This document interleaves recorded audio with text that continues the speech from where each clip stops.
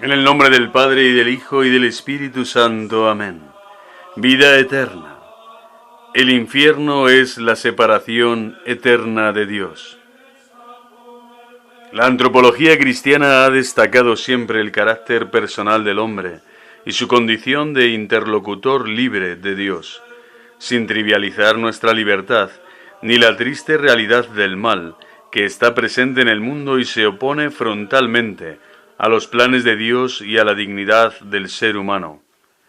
En este contexto se entiende la existencia del infierno creado para el demonio y sus ángeles rebeldes, pero también como posibilidad real para el hombre, que abusa de su libertad para rechazar a Dios y la bondad de sus criaturas. Por el contrario, escandalizarse del infierno o negar su eternidad equivale a no creer en la libertad humana, ni en la consistencia de la historia como misteriosa articulación de gracia y libertad.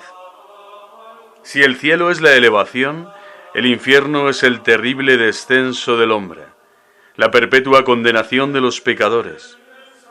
Enseña el catecismo que Jesús habla con frecuencia de la gehenna y del fuego que nunca se apaga. Mateo 5, 22, 29, 13, 42, 50, Marcos 9, 43, 48. Reservado a los que hasta el fin de su vida rehúsan creer y convertirse, y donde se puede perder a la vez el alma y el cuerpo. Mateo 10, 28.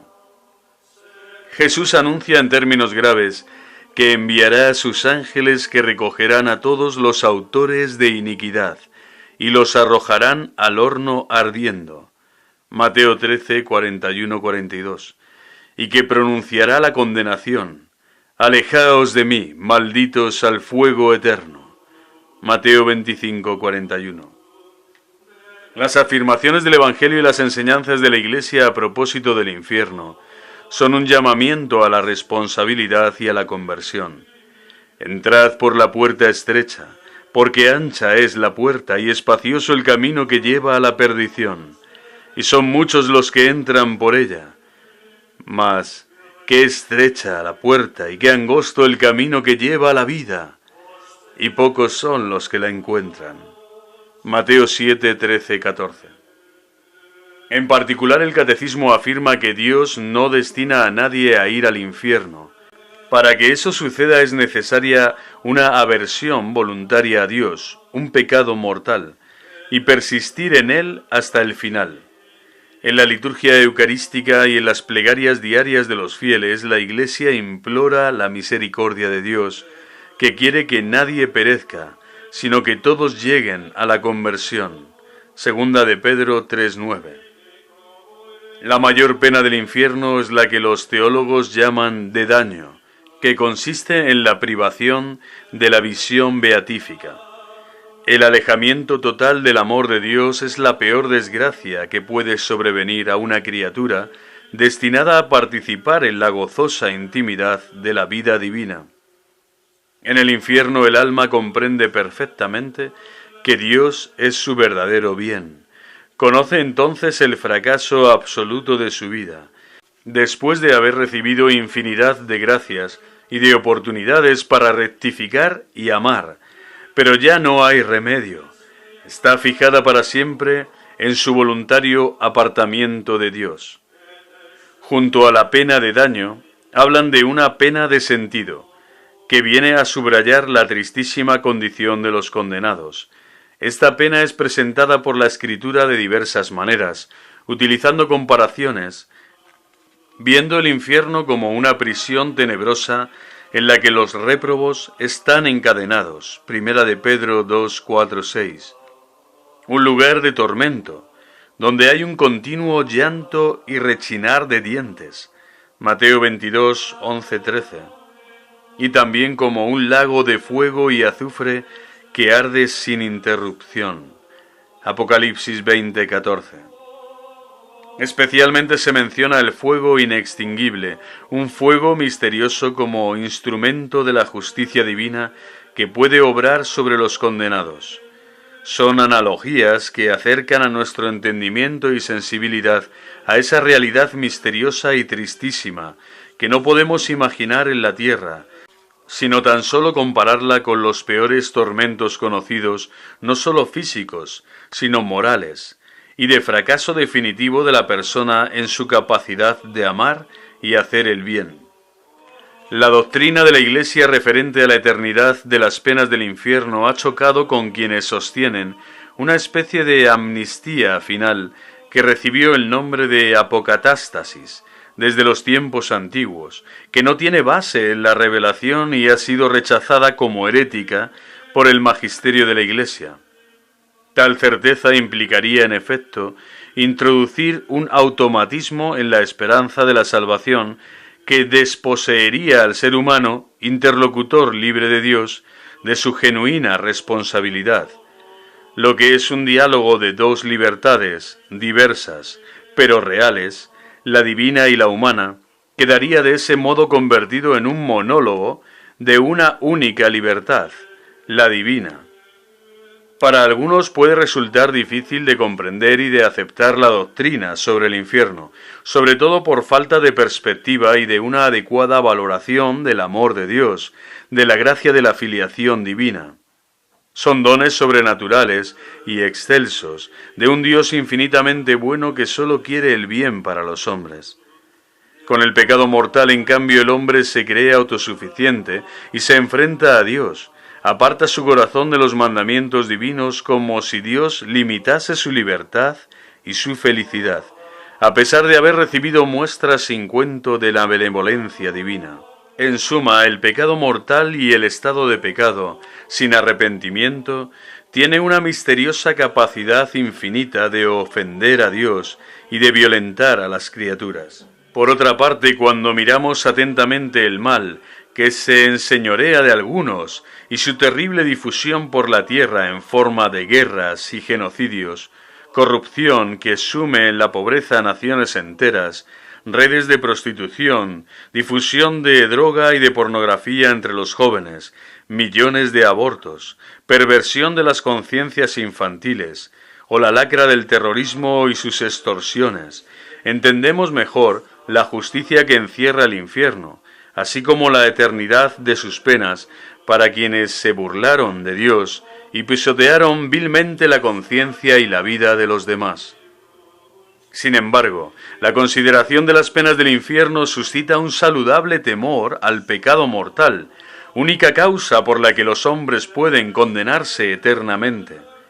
Y aunque no sea el móvil más elevado de su conducta cristiana, no hay que olvidar que muchas veces constituye una fuerte defensa frente a los atractivos de la tentación. Con todo, la razón para luchar es el amor y la búsqueda sincera de la santidad, trabajando en este mundo con espíritu de servicio y para gloria de Dios. La eterna condenación en el infierno. El infierno es un lugar de tormentos, donde sufrirán eternos suplicios los que mueren en pecado mortal. Respecto al infierno son verdades de fe, que existe, que hay en él pena de fuego, que sus tormentos son eternos, y que van a él los que mueren en pecado mortal. Esto consta por muchas y muy claras palabras de la Escritura. Ella llama al infierno lugar de tormentos. Lucas 16:28, suplicio eterno. Mateo 25:46, fuego inextinguible.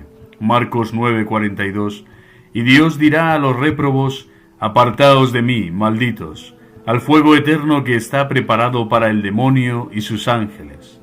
Mateo 25:41. 70 veces habla la Escritura del infierno, de estas, 25 en los Evangelios. La Iglesia siempre ha enseñado la existencia del infierno. Las almas de los que salen del mundo con pecado mortal actual, inmediatamente después de su muerte bajan al infierno, donde son atormentadas con penas infernales. Benedictus Deus, Desinger 531, y en esta Constitución de Benedicto XII, así lo enseña la Iglesia. Los que hayan respondido al amor y a la piedad de Dios irán a la vida eterna, pero los que hayan rechazado hasta el final serán destinados al fuego eterno que nunca cesará. Pablo VI lo volvió a recordar en el credo del pueblo de Dios, en el número 12, los que hayan rechazado hasta el final serán destinados al fuego que nunca cesará. La Sagrada Congregación para la Doctrina de la Fe insiste que la Iglesia, en una línea de fidelidad al Nuevo Testamento y a la tradición, cree en el castigo eterno que espera al pecador, que será privado de la visión de Dios y en la repercusión de esta pena en todo su ser. Así lo dice la carta del 9 de mayo de 1979, sobre algunas cuestiones referentes a la escatología. Penas del infierno. Las penas del infierno son la privación de todo bien, de todo reposo, alegría, amor y esperanza, y en él especial la privación de Dios. Es la llamada pena de daño, el sufrimiento de todo mal y dolor. La Escritura la llama lugar de tormentos, y especialmente insiste en el suplicio del fuego. Se le denomina pena de sentido.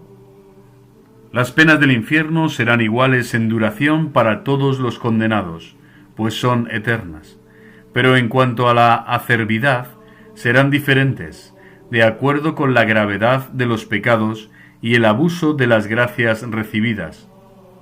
Dios dará a cada uno según sus obras. Romanos 2:6. Cuanto se ha engreído y regalado, dadle otro tanto de tormento y llanto. Apocalipsis 28:7. Pena de daño y pena de sentido. La privación de la vista de Dios se llama pena de daño, y es la más terrible de las penas del infierno. En efecto, nos priva para siempre de Dios, el bien infinito para el que fuimos creados, y al privarnos de Dios nos priva de todo otro bien y felicidad. En esta vida no podemos tener siquiera idea aproximada de la pena de daño, porque los bienes de este mundo nos entretienen y cautivan. Pero en la otra, al ver que fuera de Dios no puede haber bien alguno, los condenados experimentarán en toda su terrible realidad la infelicidad de verse privados de Él para siempre. Dios no deja de ser para el condenado el último fin y felicidad. Y esto es precisamente lo que hace la infelicidad del condenado, al considerar que ya nunca podrá alcanzar su último fin, ni ser feliz. El condenado tiende a Dios con la misma violencia con que una piedra dejada en el aire se lanza a su centro de gravedad, pero Dios lo rechazará, y entonces entrará aquel en eterno llanto y desesperación. La pena de sentido consiste en el fuego y demás tormentos que experimentarán los condenados. La Escritura lo llama fuego voraz e inextinguible, fuego que nunca se apaga. Repite 3 veces Cristo. Marcos 9:42. Remordimiento y desesperación. Todas las facultades tendrán en el infierno su castigo especial, y si el castigo de los sentidos es el fuego, y el de la inteligencia y la voluntad es la pena de daño, el castigo de la memoria es el remordimiento, y el de la imaginación es la desesperación. El remordimiento es la pena de la memoria, que le recuerda al condenado los muchos medios de salvación que tuvo en la tierra, el desprecio que hizo de ellos, y cómo vino a condenarse solo por su culpa. La desesperación es la pena de la imaginación, que le vive representando que sus tormentos durarán no por 1000 años ni por millones de años, sino mientras Dios sea Dios, por toda la eternidad. Eternidad de las penas. La eternidad de las penas del infierno es dogma de fe definido por la Iglesia, que consta en muchos lugares de la Sagrada Escritura. Así leemos en el Apocalipsis: serán atormentados día y noche por los siglos de los siglos. Apocalipsis 14:10. Dios dirá a los réprobos: id malditos al fuego eterno. Jesucristo lo nombra el suplicio eterno y el fuego que nunca se extingue. Mateo 25:41-26. La eternidad de las penas no contradice la misericordia divina, porque si ésta es infinita, también es infinita su justicia. Por otra parte, esta verdad está tan claramente establecida en la Escritura y en las definiciones de la Iglesia, que el negarla equivale a dejar de ser católico.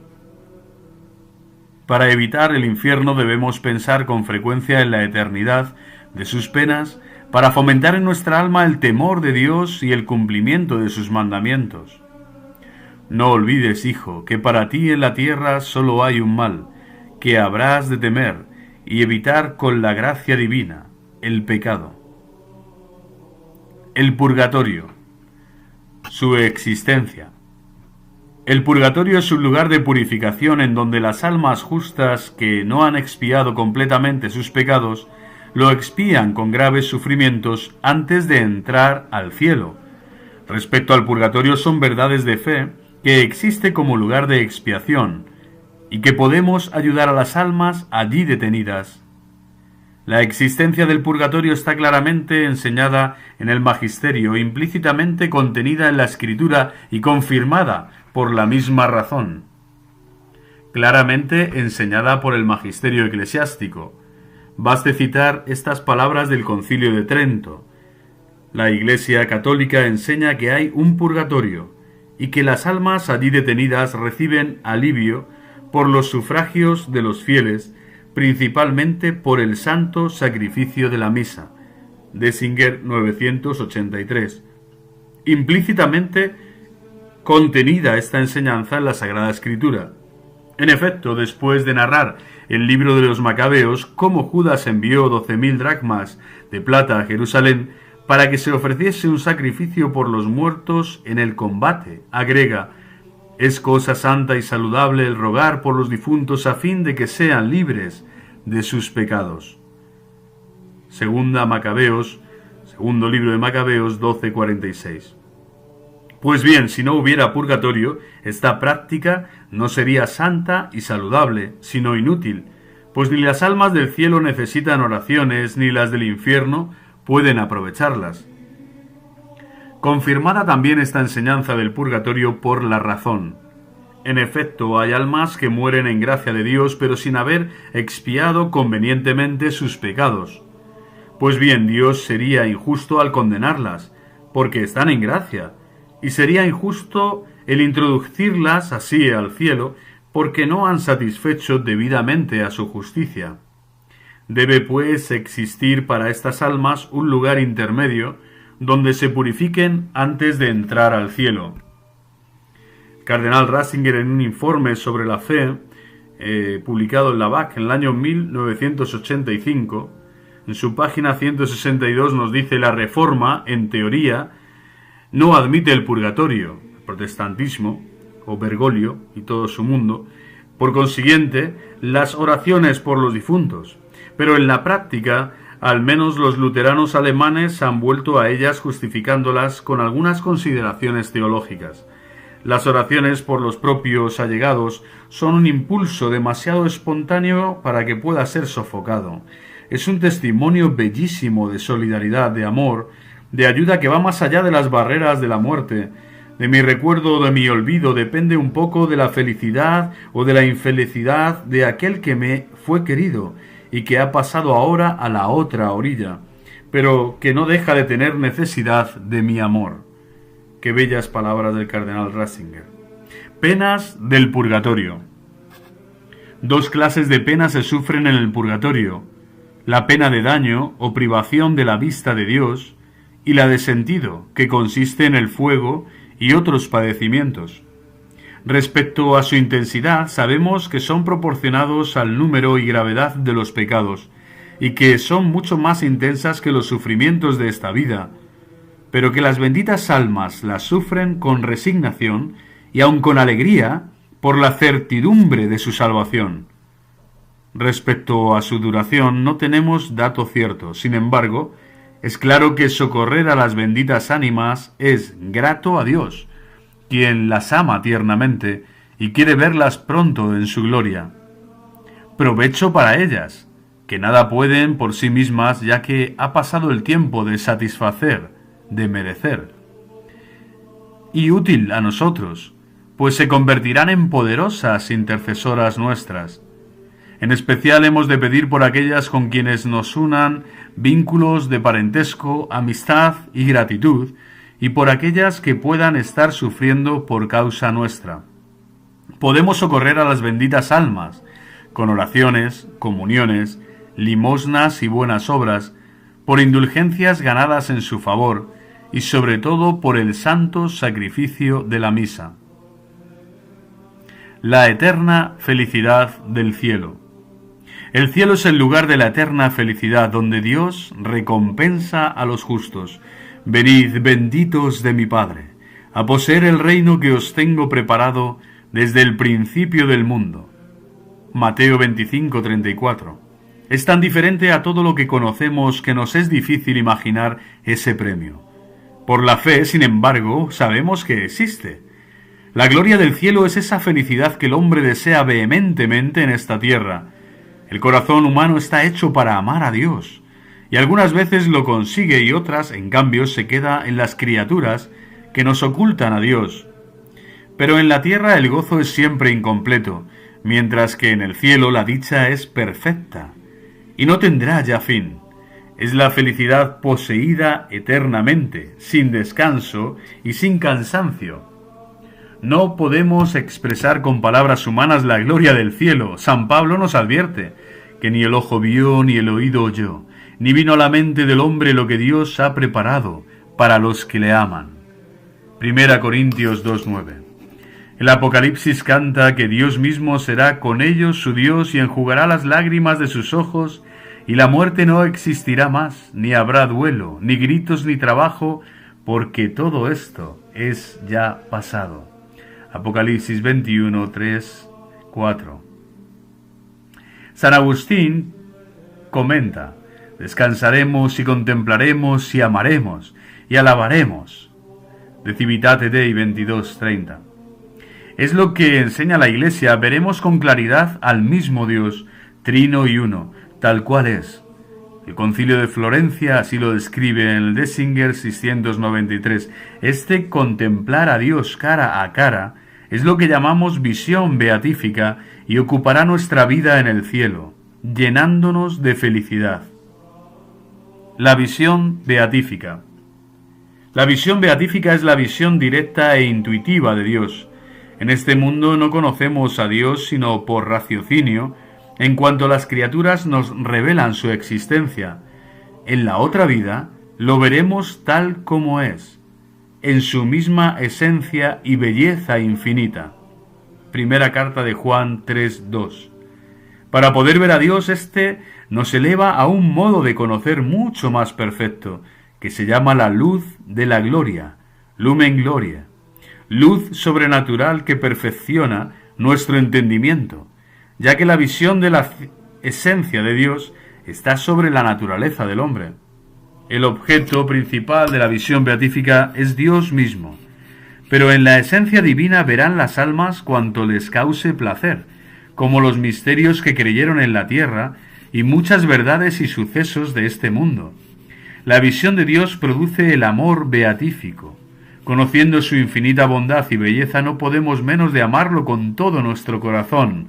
Nos advierte el apóstol que la fe y la esperanza desaparecen en la otra vida. Ahí ya no creemos, sino que vemos. Ya no esperamos, sino que poseemos. Mientras que el amor en el cielo se aumenta y perfecciona. El amor de Dios nos hará felices porque comprenderemos que Dios, infinito bien e infinita belleza, es nuestro bien propio. Esto es, se nos dará para saciar la sed de felicidad de nuestro corazón. Posesión de todo bien, ausencia de todo mal. En el cielo tendremos en Dios todo bien, toda felicidad y la realización de todo deseo, porque Dios es el bien infinito. Quedarán embriagados con la abundancia de tu casa y les harás beber en el torrente de tus delicias, dice el rey David en el Salmo 35:9. Ningún mal puede haber en el cielo, ni pecado, ni posibilidad de él, pues seremos confirmados en gracia, ni dolor, ni inquietudes, ni siquiera necesidades o deseos, porque todos se verán de antemano satisfechos. No podemos comprender la felicidad del cielo porque, para ello, necesitaríamos comprender la infinita bondad y belleza de Dios. Sabemos, sí, que es una felicidad que no tendrá fin, y será sin interrupción ni menoscabo. La gloria accidental. Además de la felicidad esencial de la visión beatífica, en el cielo los justos gozarán de una bienaventuranza accidental, la compañía de Jesucristo, de María Santísima y de San José, de los ángeles y de los santos. El bien realizado en este mundo y después del juicio universal, la posesión del propio cuerpo resucitado y glorioso. Por otra parte, los gozos del cielo no serán iguales para todos, sino en proporción a los méritos de cada uno. El amor de Dios hace con los justos algo parecido a lo que hace el fuego con el hierro candente, que resplandece y arde gracias al calor que recibe. Todos los bienaventurados serán eternamente felices, pero serán premiados de modo diverso.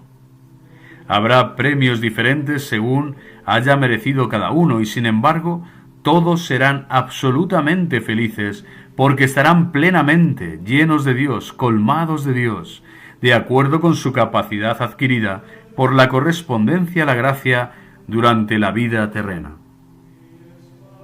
Gloria Patri et Filio et Spiritus Sancto, sicut erat in principio et nunc et semper et in saecula saeculorum. Amen.